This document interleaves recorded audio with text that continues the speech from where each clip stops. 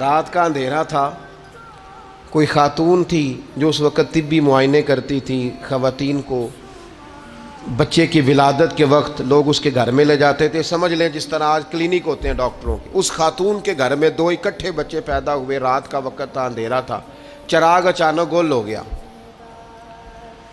اب ایک کے ہاں بیٹی ہے، دوسرے کے ہاں بیٹا ہے۔